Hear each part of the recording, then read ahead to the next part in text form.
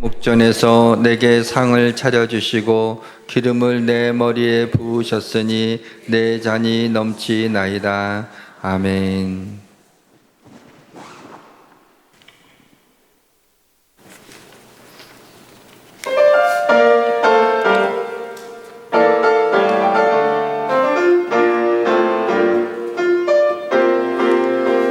고난 내 영혼 편히 쉴 곳과 풍랑이 일어도 안전한 보고 폭풍까지도 다스리시는 주의 영원한 팔을 지해 세상 친구들 나를 버려도 예수 늘 함께 동행함으로 주의 은혜가 충만하리니 주의 영원한 팔을 지해 주의 영원하신 팔 함께 하사 항상 나를 붙드시니 어느 곳에 가든지 요동하지 않음은 주의 팔을 의지함이라.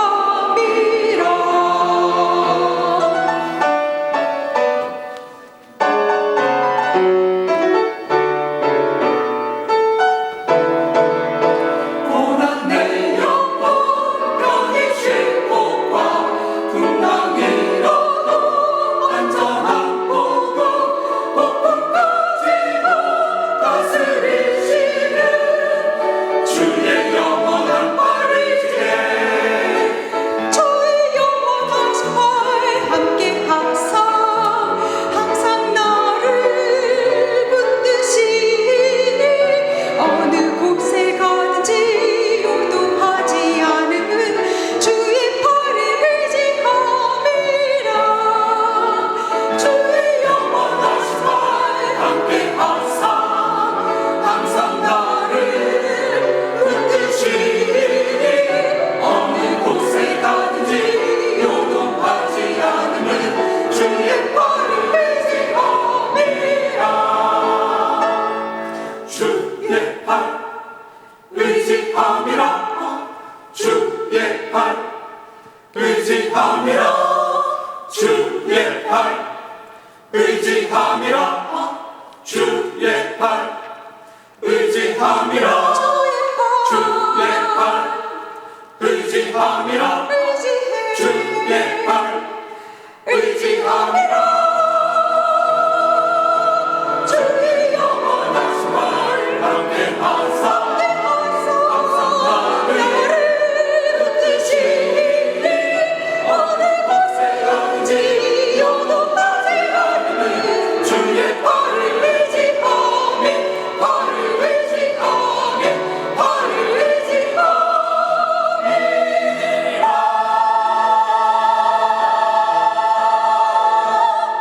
아멘. 감사합니다.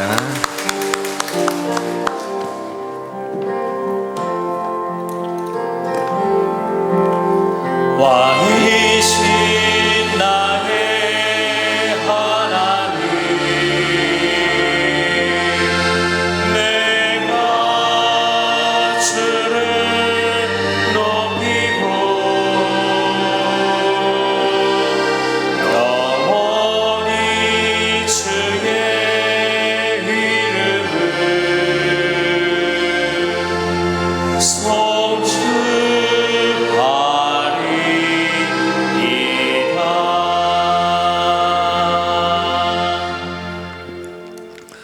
오늘 말씀을 전해주실 조 목사님을 소개해드리게 돼서 기쁩니다. 우리 교회진흥원, 우리 성결교 총회 교회진흥원의 원장님이신 우리 장은성 목사님, 우리 나오실 때 우리 뜨거운 박수로 환영해 주시기 바랍니다.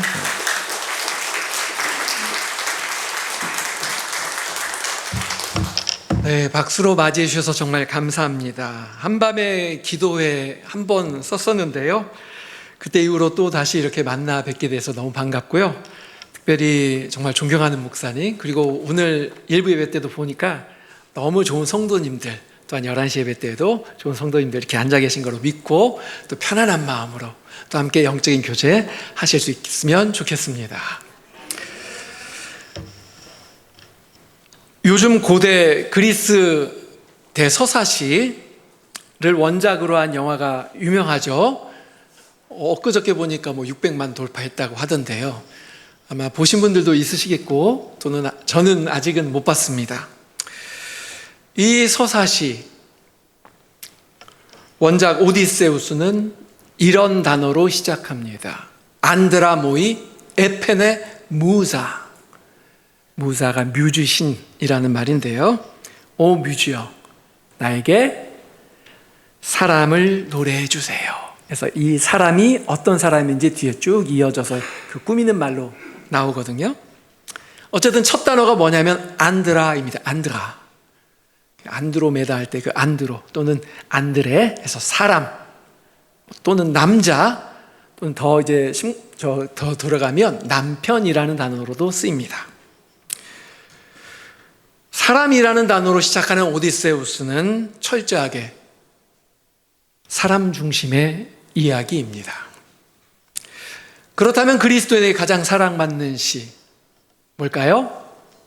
시편 23편이죠. 어떻게 시작하죠? 시작. 아멘. 히브리어로 이렇게 시작합니다. 야외 로이. 야외라는 발음은 하진 않고 문자로만 쓰여 있는 겁니다만 어쨌든 하나님이라는 단어로 시작합니다. 30년도 더 전에 한 여인에게 제가 티셔츠를 선물해 줬어요. 그러면서 빈 티셔츠였는데 여기다가 야외로이 이렇게 써서 예쁘게 써서 선물을 해줬는데요. 지금은 저와 같이 살고 있는 사람입니다. 오디세우스가 사람이라는 단어로 시작하는 것과 달리 시편 23편은 하나님으로 시작합니다. 두 시의 첫 단어가 그 시 전체의 성격을 잘 대변해 준다고 생각합니다. 오디세우스는 인간의 영웅담과 고난을 다룬 사람의 이야기인 반면 시편 23편은 처음부터 끝까지 하나님의 이야기입니다. 하나님이 주어인 이야기입니다. 오늘 설교를 통해 하나님이 주어인 스토리 안에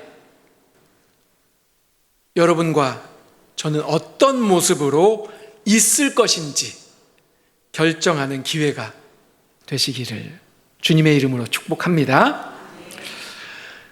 먼저 한번 좀 전체적인 시각을 좀 넓혀볼게요. 시편 23편 앞에 있는 시편 22편과 시편 24편 이 두 시를 살펴보면 아주 흥미로운 대조를 발견할 수 있습니다. 아마 여러분 성경책 지금 펼치신 분들이 있어서 제가 부탁드립니다. 시편 22편 1절 한번 펼치신 분 읽어주실래요? 크게 읽어주실래요?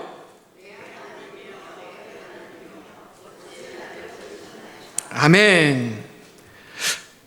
어디서 많이 들었던 말씀이지요? 이 시편 말고요. 성경 다른 곳에서 혹시 좀 들어봤거나 읽어봤던 구절 아닌가요? 네, 맞습니다. 예수님이 십자가 위에서 외치셨던 말씀이시죠? 엘리, 엘리, 라마 사바타니.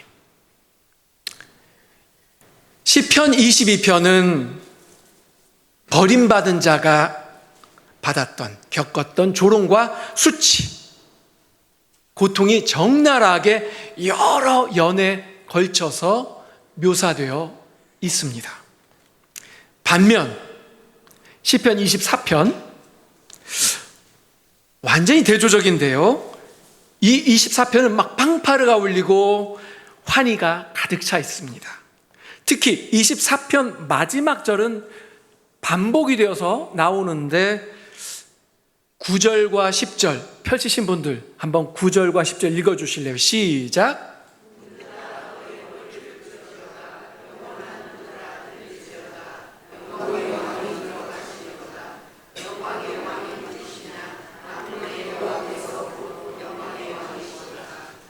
아멘.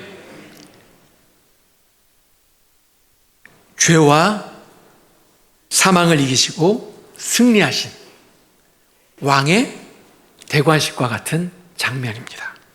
요약해 보면 시편 22편과 24편은 그리스도를 미리 보여주는, 예언하며 보여주는 두 개의 상징적인 시입니다.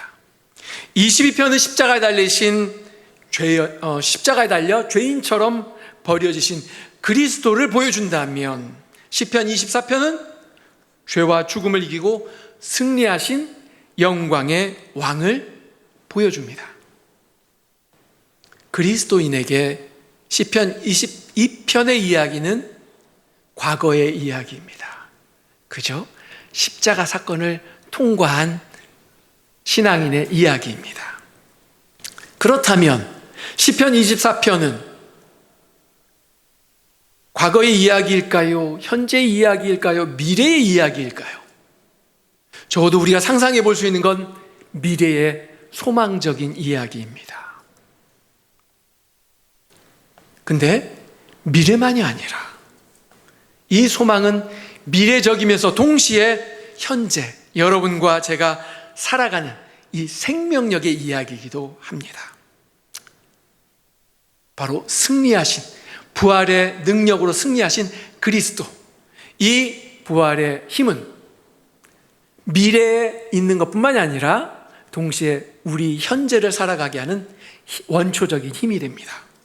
그래서 그리스도인은 밥심으로만 살아가는 것 아닙니다. 이거 좀 표현을 정확하게 해야 될 텐데 어떻게 정확한지 모르겠어요. 그리스도인은 밥심으로만, 또는 그리스도는 밥심으로 살아가는 존재가 아닙니다. 즉 영생, 영원한 생명, 부활의 능력으로 오늘을 살아가고 있습니다. 그렇기 때문에 그리스도인은 때로는 밥심을 완전히 끊고, 그죠? 금식하며 신앙의 여정을 걸어가기도 하지 않습니까? 그래서 그리스도의 왕 되심은 미래적이면서 지금도 여러분과 제가 경험하는 것입니다. 그리스도께서 우리를 통치하심을 믿습니다. 오늘 특별히 예배 가운데 보니까 화답송으로 부른 노래 제목이 뭐죠?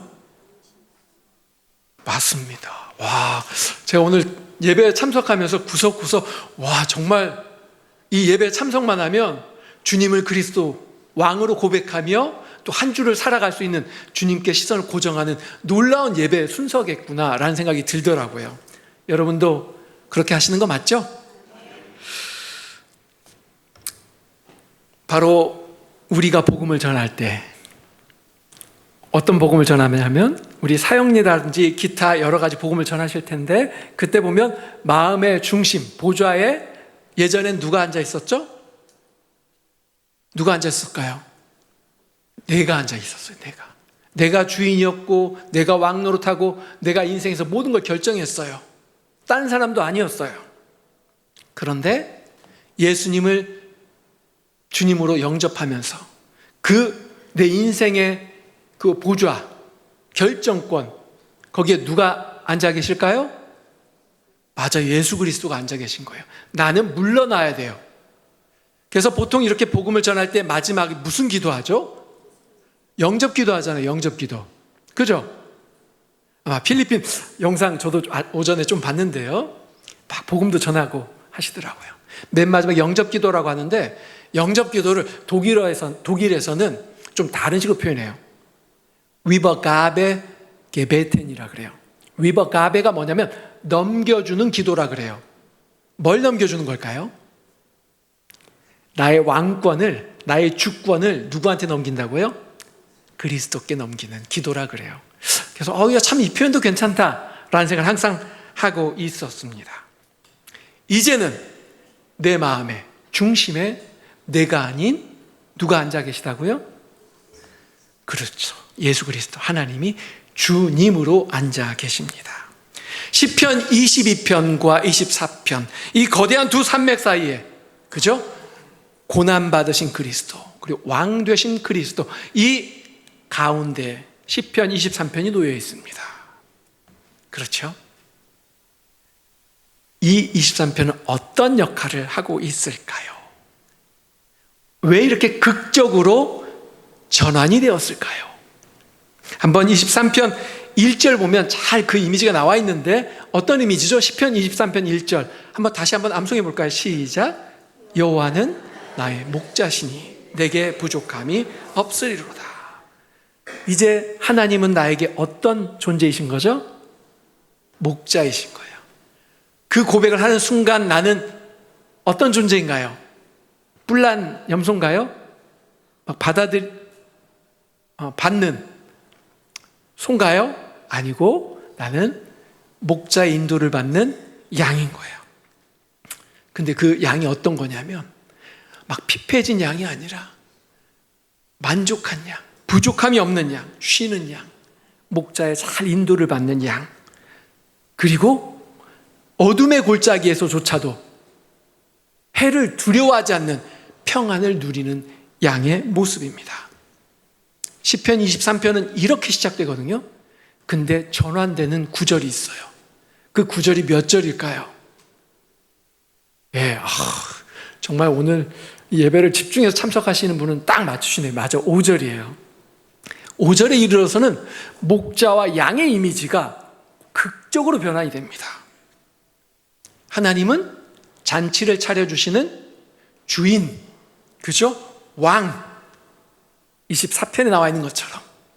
그리고 여러분과 저는 그 왕의 식탁에 앉아있는 손님입니다. 아주 귀한 손님.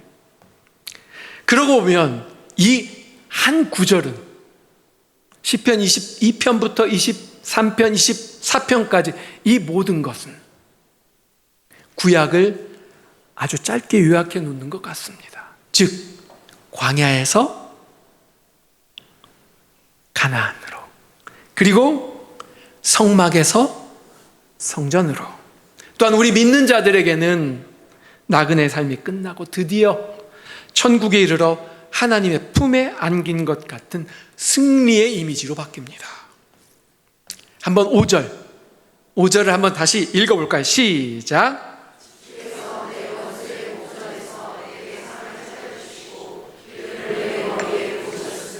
내 잔이 넘치나이다. 아멘. 이 한 구절, 아주 짧은 시 한 구절이지만 사무엘하가 24장으로 구성되어 있는데 그 중에 7장, 7장 또는 8장까지 8개 장, 그러니까 3분의 1이 굉장히 한 사건이 기록되어 있는데요. 아주 중요한 사건인데 다윗의 일생일 때 굉장히 위기의 순간이었는데 그게 뭐냐면 아들 압살롬의 반란 이야기입니다. 아버지 다윗이 버젓이 왕으로 살아있음에도 아들 압살롬이 아버지를 죽이고 자신이 왕이 되겠다고 반란을 일으켰습니다. 왕궁을 도망쳐 나온 다윗은 자신을 죽이려는 아들과 군대가 턱 밑까지 추격해오는 그야말로 원수의 목전에 놓인 처절한 상황에 놓여 있었습니다. 다윗 일행은 산을 넘기도 했고요, 도망치다 보니 또한 광야에서 야영하기도 했습니다. 또한 요단강을 건너기도 했습니다. 반란군이 추격하는 긴박함 속에 몸과 마음은 지칠 대로 지치고 굶주린 채 어디에 당도했냐면 마하나임에 도착했습니다. 이때 이 마하나임에서 한 사람을 만났는데 그가 바르실레입니다. 바르실레가 어떻게 했을까요? 침상을 대접하고, 거기 사막이 얼마나 물이 귀합니까? 거긴 물하면 생명과도 같이 동의어로 쓰기도 하거든요. 거기가 어디냐면 마하나임이 야복강 강줄기에 있는 마을이에요. 근데 그 야복강이 어떤 강이냐면 여름에는 다 사라지는 계곡입니다. 그러다가 우기에 물이 차는 와디 켈트라는 지역이에요. 그런 곳에서 씻도록 물도 제공했어요. 그리고 밀, 그리고 양고기, 버터, 치즈, 꿀 엄청 귀한 거로 대접했어요. 저도 오늘 여기 오면서 버터 케이크였던 것 같아요. 정말 귀한 대접 받았거든요. 그래서 정말 대접을 참 잘해주시고 성경적으로 어떻게 이렇게 영적으로 교감이 됐는지 이 말씀에 따라 또 이렇게 치즈 케이크까지도 제공해 주셨어요. 목숨을 위협하던 원수 앞에서 도망자 신세로 절망에 빠져있던 다윗에게 이 환대는 단순한 한 끼 식사가 아니었어요. 원수의 살기 어린 눈빛 아래에서도 누가? 하나님이 나를 보호해 주시고 여전히 환대하시고 친밀하게 대하신다라는 하늘의 위로와도 같았습니다. 그래서 이 8개 장이 한 줄로 요약된 것 같아요. 원수의 목전에서 하나님께서 나에게 상을 차려주시는구나. 머리에 기름을 바르시는구나. 그죠? 고대 근동에서 주인이 귀한 손님에게 상을 차려주고 머리에 기름을 붓는다라는 것은 아주 특별한 의미가 있습니다. 당신은 나의 완벽한 보호 아래에 있는 귀한 손님이며 친한 형제요 가족입니다라는 선언과도 같습니다. 그렇습니다. 다윗은 바르실레라는 한 인물을 통해 하나님을 경험하게 되었고 또한 필요를 채우시며 평안을 제공하는 하나님처럼 다가왔던 것입니다. 그렇게 다윗을 보호하셨던, 바르실레를 통해서 보호하셨던, 인도하셨던 그 하나님이 오늘 우리에게도 동일한 하나님이신 줄을 믿습니다. 원수들이 눈을 부릅뜨고 우리가 실패하기를, 신앙의 여정에서 실수하기를, 넘어지기를 지켜보는 바로 그 현장, 한복판에서 하나님은 떡하니 풍성한 식탁을 차려주신다는 것입니다. 이것이 바로 승리의 식탁입니다. 그리고 왕의 식탁입니다. 마하나임은 어떤 장소였을까요? 창세기에도 나오는데요. 야곱이 형 에서에게 돌아가는 길, 정말 내가 죽지 않을까 공포에 떨었던 길이었거든요. 그 길에서 마하나임의 당도에서 누구를 만났을까요? 하나님의 천사를 만났던 장소이기도 합니다. 또한 아까 말씀드렸다시피 야복강가, 그 강줄기에 있는 한 마을이거든요. 그래서 야곱과 굉장히 긴밀한 장소입니다. 다윗이 마하나임에서 경험한 환대는 마치 야곱이 경험했던 것처럼 인간이 극한에서 경험하는 하나님을 잊어버리게 하는 불안에서 그 불안으로부터 승리였을 수도 있겠습니다. 하나님이면 안 되는 인간 한계에서 겪는 상황에서의 승리였을 수 있겠습니다. 그래서 야곱은 뭐라고 야복강가에서 이름을 새로 짓잖아요. 뭐였죠? 맞아요. 이스라엘인데 그 뜻이 뭐라고요? 하나님과 겨루어 이겼다. 마치 이 다윗의 승리의 식탁을 보는 것과도 같습니다. 다윗이 경험했던 이 바르실레의 환대와 이 제공된 식탁, 그것은 단지 굶주림을 해결하는 자리가 아닙니다. 우린 보통 바쁠 땐 식사 10분에도 뚝딱 끝내잖아요. 근데 유럽의 어느 나라는 저녁 식사를 거의 2시간도 해요. 그것은 먹는 행위만을 뜻하는 건 아닙니다. 뭔가요? 바로 식사하며 교제한다는 뜻입니다. 예수님을 보십시오. 예수님은 식탁 교제를 참 많이 풍성하게 가지시던 분입니다. 예수님은 환대하시고 또한 친근하게 대하시고 교제하신 대상이 누구였을까요? 한번 생각해 보셔요. 예수님이 오라고 초대하시고 환대하시고 기뻐해 주시고 함께 시간 보내는 것을 너무 즐거워하셨는데 그 대상이 누구였을까요? 여러분들은 누구면 기쁘게 초대할 수 있고, 누구면 어떤 사람이면 환대할 수 있고, 또한 어떤 사람이면 정말 기쁘게 시간을 같이 보내실 수 있으실까요? 예수님은 누구를 이렇게 환대하셨을까요? 누구였을까요? 그 당시에 신앙생활 잘한다는 종교 지도자 바리새인들이었을까요?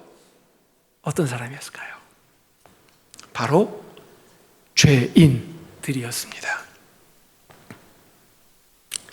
예수님은 식탁에 죄인들을 초대하고 환대하셨고 함께 있기를 기뻐하셨고 그들과의 교제를 즐기셨습니다. 예수님께서 이 땅에 살아계실 때 내내 죄인들을 환대하셨습니다. 이를 본 종교 지도자들은 야, 어떻게 너희 스승이 세리와 죄인들과 함께 식사할 수 있냐? 깜짝 놀라며 비난합니다. 이런 맥락이 사실 베드로가 전도 여행할 때도 나타나요. 베드로가 이방인들과 식사했거든요. 복음 전하고 영접 기도했고 그들과 식탁 교제를 했어요. 근데 저기서 유대인들이 올라온다는 거예요. 그러니까 어떻게 했을까요? 베드로가 슬쩍 그 자리를 피했어요. 음식을 먹는다는 이 행위는 단지 밥을, 끼니를 채운다는 의미가 아니라 그들과 교제를 한다는 의미며 사회생활을 한다는 의미입니다. 그래서 그 당시 유대인들이 이방인과 교제하는 걸 금기시했기 때문에 베드로는 복음을 전하고 영접 기도도 하고 즐겁게 식탁 교제 나누다가도 그게 두려워서 갑자기 그 자리를 몰래 빠져나왔다는 것입니다. 그럼에도 예수님은 그런 위험을 감수하고서라도 죄인으로 낙인 찍혔던 세리 마태를 제자로 초청하시고 환대하시고 함께 하시기를 기뻐하셨습니다. 또한 그 당시 지탄받던 삭개오, 사람들이 가득 차가지고 예수님께 근접 못했던 그 삭개오 바라보면서 뭐라고 했죠? 삭개오야, 이리 와라. 내가 오늘 네 집에 머물겠다. 와. 그리고 예수님의 마지막 만찬 어때요? 제자들과 함께 식탁 교제하시면서 마지막에 식사하셨잖아요. 그죠? 그게 오늘날 우리의 뭐예요? 성만찬이잖아요. 교제하는 것, 하나 되는 것. 그리고 부활하신 주님이 어딘가를 가셨어요. 엠마오로 가는 두 제자와 함께. 근데 엠마오로 가는 두 제자가 예수님 알아봤어요? 못 알아봤어요? 길가에서 못 알아봤어요. 언제 예수님인지 알아보았을까요? 식탁 교제, 떡을 딱 띄는 순간, 바로 그 순간. 이 식탁 교제는 단순히 먹는 행위가 아닙니다. 죄인이어도 부족해도 연약해도 그런 자를 향한 환대이며 깊은 교제이며 날마다 더 깊고 친밀함을 나누는 장소, 또한 상황입니다. 여러분, 하나님과 식탁 교제 잘 나누고 계신가요? 또 그 전에 여러분 가족과는 이런 교제를 잘 나누고 계신가요? 오늘 교회 오실 때 가족이 아주 너무 사랑스럽게 자기야 하면서 오신 거 맞죠? 막 불편하게 막 빨리빨리 안 챙기고 왜 이렇게 지금 마음 급한데 막 날 힘들게 하는지 그런 마음으로 나오신 분 없으시죠? 또는 이제 셀 보니까 셀도 20개 정도 셀이 있던데 셀원들과는 어떤가요? 잘 친밀하신가요? 거기서도 과자도 먹고 또 차도 마시면서 교제할 텐데요. 여러분, 이러한 식탁 교제를 주님의 은혜 가운데 항상 날마다 깊이 나누실 수 있기를 바랍니다. 중요한 것은 이 식탁 교제의 원수가 내 앞에 사라지는 것이 아니에요. 그죠? 근본적으로 중요한 건 뭐라고요? 하나님과 교제하는 거예요. 원수가 사라지는 것이 아니라 하나님과의 교제를 내가 원수가 있더라도 잘 하고 있느냐, 이것이 중요한 것입니다. 오늘 본문에 보면 뭐가 있었죠? 내 원수의 목전에서 라는 단어가 있습니다. 이 부분을 조금 더 살펴보려고 그래요. 나는 하나님께서 차리신, 풍성하게 차리신 그 식탁에 앉아 있어요. 예수님 믿는 사람이라면 누구든지 예외 없이 어디에 있다고요? 이미 주님과의 식탁에 앉아 있는 거예요. 거기에 식탁에 앉으려고 노력할 필요가 없는 거예요. 이미 우리를 앉히셨어요. 그런데 그 식탁에 앉아 있을 때 내 시야에는 누가 있다고요? 누가 있어요? 내 원수가 있는 거예요. 내 왼수가 있는 거예요. 여기서 보면 내 원수의 목전에서, 목전이라는 게 눈 앞도 되지만 어쨌든 마주보고 있다는 뜻이기도 하고 내가 나의 시야 아래 들어온다는 것이며 원수도 나를 자기의 시야 아래 두고 있다는 것입니다. 내 원수의 목전, 즉 나와 마주하는 내 눈앞에는 여전히 누가 있다고요? 내 원수, 나의 빌런이 있어요.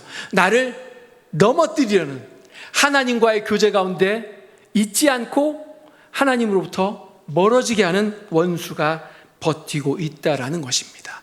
이것이 우리가 살아가는 신앙의 현실입니다. 우리는 예수님을 믿고 구원받은 자로서 하나님과의 관계가 회복되었습니다. 그 회복된 관계가 날마다 어떻게 해야 되죠? 깊어져야 돼요. 그런데 그 관계가 깊어지지 못하도록 누가 있다고요? 원수가 있는 거예요. 원수가 계속해서 내 시선을 하나님을 바라보지 못하고 누구를 바라보게 해요? 자기를 바라보게 한다는 거예요. 원수를 바라보게 한다는 거예요. 심각할 때는 그래서 하나님 바라보지 못하고 내 원수에게만 시선이 붙잡혀서 누구를 망각한 채 살아가요? 신앙생활 한다고 하면서도 하나님을 망각한 채 살아갈 때가 많다라는 것입니다. 여기에서 우리는 아주 중요한 갈림길을 만납니다. 우리의 시선은 지금 어디를 향하고 있습니까? 지난 한 주 동안 여러분들의 시선은 어디에 있었습니까? 나를 환대하시고 나를 초대하시고 나와 함께 있는 걸 기뻐하시는 그 따뜻한 하나님의 시선을 향하여 바라보고 있었습니까? 아니면 나를 괴롭히고 하나님을 잊게 만들고 공포와 걱정과 불안 속에 살게 하는 내 원수의 시선을 빼앗기고 살았습니까?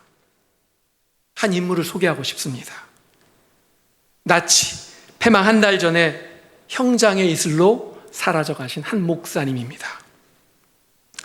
그 본회포 목사님은 진리의 말씀을 붙들고 나치에 항거하였습니다. 그가 체포되어 감옥에 갇혔거든요. 얼마나 그 상황이 무서웠던지, 사실 언제 사형을 당해도 이상하지 않을 그런 분위기였습니다. 그런데 목사님은 이렇게 글을 남겼습니다. 예수 그리스도께서는 원수들 한가운데서 사셨습니다. 예수 그리스도께서는 원수들 한가운데서 사셨습니다. 이렇게 묵상했던 목사님은 같이 감옥에 있던 사람들과 예배도 드렸고 또한 그들을 위로하며 시편 묵상집도 작성하셨습니다. 그러니까 그분은 감옥에서도 하나님으로 인하여, 하나님과의 깊은 교제로 인하여, 식탁 교제로 인하여 더욱더 날마다 깊어졌고 그 교제를 통하여서 평안을 누렸던 것입니다. 1944년 크리스마스를 앞두고 그분이 쓴 시가 있어요. 아마 여러분들 다 아실 거예요. 선한 능력으로라는, 우리나라에서 많이 의역된 찬송 가사, 복음성 가사이죠. 독일에서는 찬송가 곡의 두 곡으로 지금 수록되어 있어요. 제가 한번 읽어드릴게요. 선한 능력에 신실하고 고요히 둘러싸여 놀랍도록 보호받고 위로받으니 나는 여러분들과 함께 이 날들을 살아내며 새해를 맞이하겠습니다. 묵은 해가 여전히 우리 마음을 괴롭히고 악한 날들이 무거운 짐이 되어 우리를 짓누릅니다. 오 주님, 소스라치게 놀란 우리 영혼에게 우리를 위해 이루신 구원을 허락하여 주십시오. 만일 주께서 우리에게 고통의 쓰디쓴 잔을 가득 채워 내미신다 해도 우리는 떨지 않고 감사히 당신의 선하고 사랑 가득한 손에서 받아내겠습니다. 그러나 주님께서 이 세상과 그 햇살의 찬란함 속에서 다시 한번 우리에게 기쁨을 허락하신다면 우리는 우리의 과거를 추모하고 그리고 나면 우리의 삶은 온전히 주님의 것이 될 것입니다. 오늘 주님께서 우리 어둠 속에 가져다 주신 촛불들은 따뜻하고 밝게 타오르게 하시고 가능하다면 우리를 다시 함께 모이게 하여 주십시오. 주님의 빛은 밤에도 빛난다는 것을 압니다. 이제 고요함이 깊이 우리를 감쌀 때 눈에 보이지는 않으나 우리를 둘러싼 세계의 가득 찬 소리를 당신 자녀들의 높은 찬양 소리를 듣게 하여 주십시오. 선한 능력으로 놀랍도록 보호받으며 우리는 담대히 다가올 일을 기다립니다. 주님은 저녁에도 우리와 함께 하시고 아침에도 그리고 분명 모든 새 날마다 함께 하실 것입니다. 시련으로 구성된 시거든요. 보네포 목사님은 시를 통해 고백합니다. 지금 가장 힘든 시기에 직면하여 정말 극심한 고통 가운데 있을지라도 주님의 선한 능력으로 인해서 승리의 식탁 가운데 앉아있다라는 걸 고백합니다. 그는 어두운 상황 속에서도 내 원수의 시선에 사로잡히지 않고 온전히 하나님의 따뜻한 시선을 느끼며 그 교제 가운데 풍성히 누리고 있습니다. 하나님이 가장 사랑하시는 예수양교회 성도 여러분, 저와 여러분은 역시 항상 언제나 승리의 식탁에 앉아 있습니다. 오늘 이 주일에만이 아니라 여러분이 살아가는 그 생활의 공간 속에서도 모든 시간 속에서도 말입니다. 예수님께서 십자가에 달려 마지막으로 이렇게 외치셨습니다. 다 이루었다. 예수님께서는 가장 고난의 깊은 자리에서 승리를 선언하셨습니다. 그래서 우리는 이미 하나님 앞 승리의 식탁에 앉아 있습니다. 그 풍성한 식탁 위에서 친밀한 교제를 날마다 더 깊이 누리시길 원하십니다. 이제 선택하십시오. 내 원수의 시선에 사로잡혀 두려움과 고통 가운데 하나님을 잊고 살아갈 것입니까? 아니면 나를 환대하시는 하나님의 그 온기를 느끼며 불안하고 고통 가운데 있을지라도 하나님만 바라보고 또 예수 그리스도를 바라보며 또 바라보면서 하루하루를 평안 가운데 걸어가기를 원하십니까? 나를 쓰러뜨리려고 온갖 방법을 동원하는 원수가 지켜보는 우리 삶의 현장 가운데서 여러분을 위해서 항상 풍성한 식탁을 차려 초대하시고 교제하기 원하시는 하나님을 바라보시기를 바랍니다. 승리하신 예수 그리스도를 바라보고 또 바라보실 수 있길 바랍니다. 주님이 부어주시는 성령의 기름 부으심과 넘치는 잔 속에서 세상이 줄 수 없는 온전한 평안과 승리를 정말 풍성하게 누리시는 여러분과 제가 되기를 주님의 이름으로 축복합니다. 하나님이 우리와 항상 함께 하십니다. 기도하시겠습니다. 하나님 아버지, 신앙의 여정을 우리 힘으로 살아가려고 할 때 우리는 넘어질 수밖에 없습니다. 우리의 왕 되신 주님께 우리 자신을 내려놓습니다. 우리 한 사람 한 사람을 다스려 주시옵소서, 통치하여 주시옵소서. 이미 승리하신 주님의 식탁에 앉아 주님을 바라보고 또 바라보게 하여 주시옵소서. 나를 하나님과의 관계에서 끊으려는 원수에게 우리의 시선이 사로잡히지 않도록 날마다 성령으로 충만케 하여 주시옵소서. 매 순간 어둠 속에 빠지려 할 때마다 주님의 이름을 부르고 또 부르게 하여 주시옵소서. 주님과 함께하는 삶으로 살아가도록 매 순간 주님을 선택하게 하여 주시옵소서. 예수님의 이름으로 기도하옵나이다. 아멘.